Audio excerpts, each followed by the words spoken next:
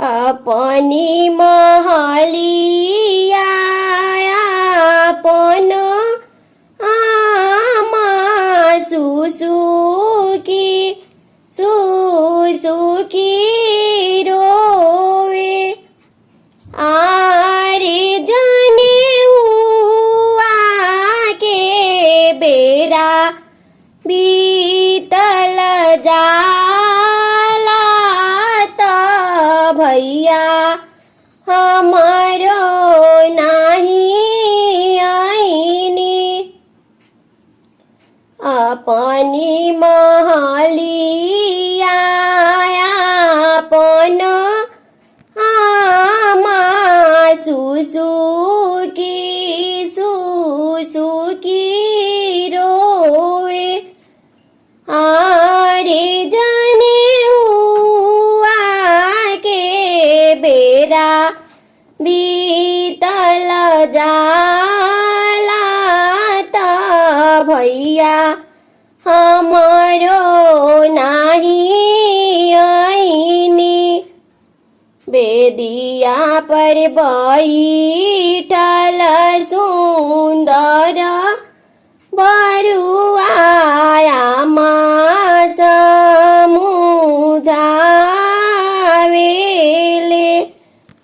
बेदिया पर बैठल सुंदर बरुआया माँ से अरज करे। आमा गईले हो कभी मामा सूट खरीदे त ओइजा मामा के देरी भइले। आमा गईले हो कभी मामा चेन खरीदे त ओइजा मामा के देरी भइले। दुअरा पर खाड़ बरुआवा त मामा आई गईनी। दुअरा पर खाड़ बरुआ देखेले मामा हमारो आई गईनी। आरे मामा कौने कारण देरी भइले त भिखहर के बेरा बीती गईले। आरे मामा कौने कारण रउरा देरी आईनी।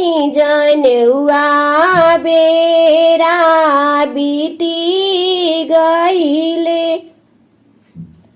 आरे मामा कौने कारण रउरा देरी आईनी।